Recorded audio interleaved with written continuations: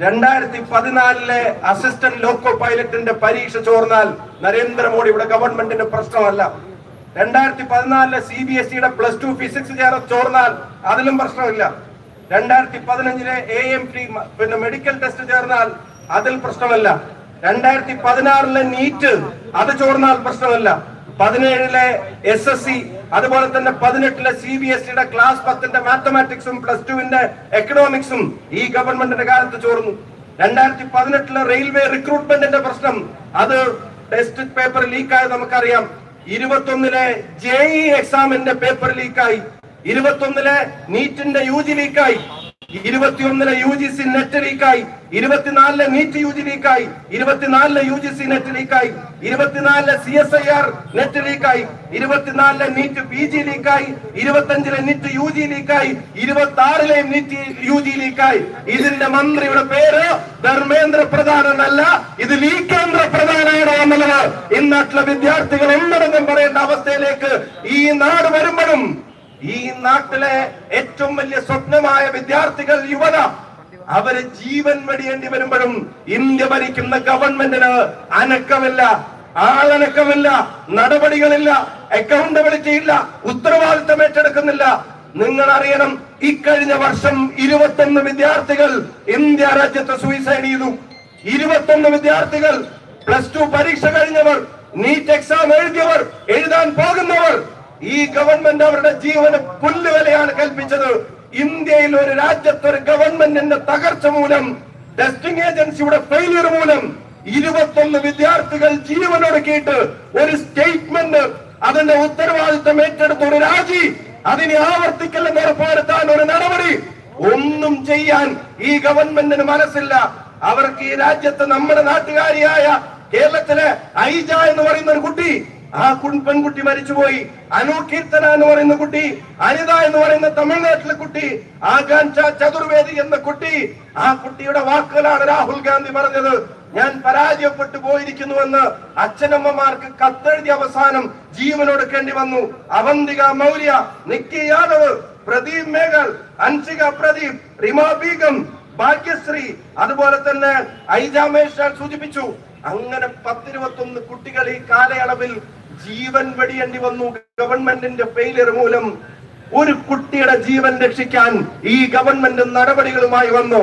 രാജ്യത്തിന്റെ പ്രധാനമന്ത്രി വന്നു, രാജ്യത്തിന്റെ പൊതുവിദ്യാഭ്യാസ മന്ത്രി വന്നു, രാജ്യത്തിന്റെ അന്വേഷണ സംവിധാനങ്ങൾ വന്നു.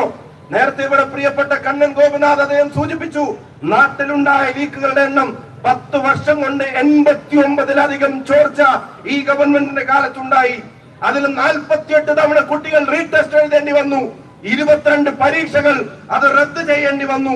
67 ലക്ഷം കുട്ടികളെ ഒന്നിച്ചു ബാധിച്ചതുവരെയുള്ള പ്രയാസങ്ങൾ ഈ ഗവൺമെന്റിന്റെ പരാജയം മൂലമുണ്ടായി.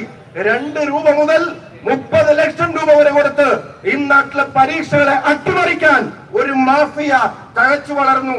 ഏറ്റവും ഞെട്ടിക്കുന്ന, ഏറ്റവും സങ്കടപ്പെടുത്തുന്ന ഘടകം സീറോ കൺവിക്ഷനാണ്. അവർ ഒറ്റയാള് ഇതിന്റെ പേരിൽ പ്രസിഡന്റ് തുറങ്കലിൽ അടച്ചിട്ടില്ല. ഒരൊറ്റയാള് ഇതിന്റെ പേരിൽ ഒരു പണിഷ്മെന്റ് കൊടുത്തതായി ഈ നാട്ടിൽ അറിവില്ല. ആകെ താൽക്കാലികമായി സസ്പെൻഡിനെയോ റിമാൻഡ് കാലയളവിനെയോ ജയിലിൽ നിന്ന് ബെയിൽ കിട്ടി ഇറങ്ങിയാൽ പിന്നെയും ഈ പണി ചെയ്യുമെന്ന് പ്രഖ്യാപിക്കുന്ന BJPയുടെ MLA-മാർ ഉൾപ്പെടെയുള്ള ആളുകളെ നാട്ടിൽ കാണേണ്ടി വന്നു. രാജ്യത്തെ കുട്ടികൾ ജീവനെടുക്കുമ്പോ ഇന്ത്യയുടെ പ്രധാനമന്ത്രിയുടെ ജോലി എന്താ? രാജ്യത്തെ കുട്ടികൾ 21 പേർ ജീവനെടുക്കുമ്പോ ഇന്ത്യയുടെ പ്രധാനമന്ത്രി PMCയെ പിളർത്താൻ നടക്കുകയാണ്.